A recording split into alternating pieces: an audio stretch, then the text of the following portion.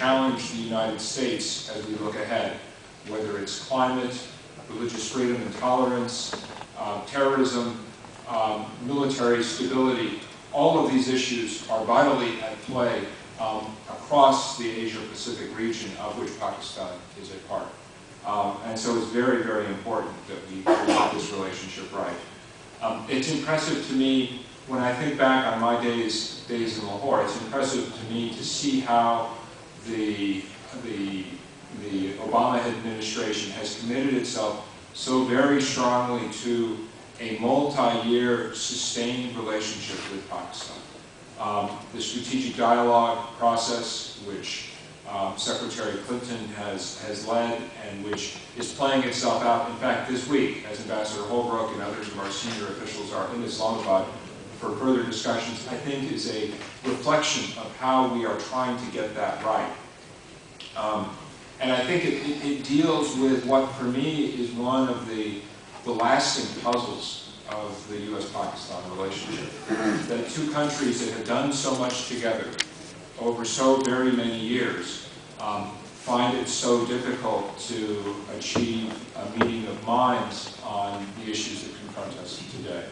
And I think we are working very, very hard, as I said, from Secretary Clinton down, to put the dialogue between our two countries at a much more sophisticated and dynamic level. And certainly for those of us who are part of the bureaucracy, part of the State Department team working on issues of South Asia, it really is quite striking to come back to Washington, as I did only last month, and to see the level of involvement which is manifesting itself really across the United States government, engaging with Pakistani counterparts on so many issues, from water, we talked about that a little bit earlier, to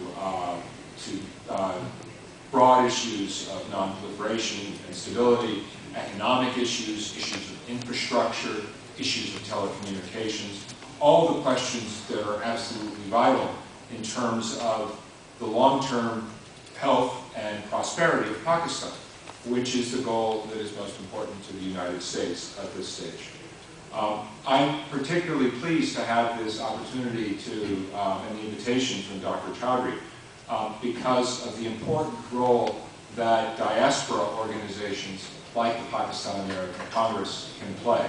And I think it's one of the things that's really distinguishing about working on South Asia issues is that across my area of responsibility, from India to Pakistan to Sri Lanka, we have very successful and politically active groups here in the United States.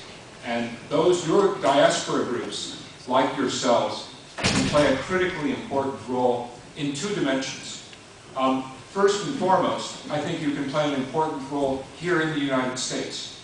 And I would say, as somebody who has lived and worked in Pakistan, it's quite striking to me that very much of what I read in the newspapers and in the editorial pages is disconnected from the country I know. The headlines on Pakistan, people see Pakistan in the newspaper and they're thinking Taliban, Al-Qaeda, terrorism. Yes, those are very real problems. But Pakistan is a country with a vibrant and flourishing civil society. It's a country with very strong courts. It's a country with tremendously courageous human rights activists and civil society leaders. Probably, certainly serving in Lahore, one of the most impressive things I was able to witness was the role played by these civil society groups, regardless of the government of the day. And I think to the American audience, in Congress, in public opinion, in the media, you all can play a very important role in helping our society and our system to understand that Pakistan is not by any means a lost cause. That it's not a society controlled by mullahs or motivated only by issues of intolerance. That it's a society with scientists, that it's a society with very successful professional women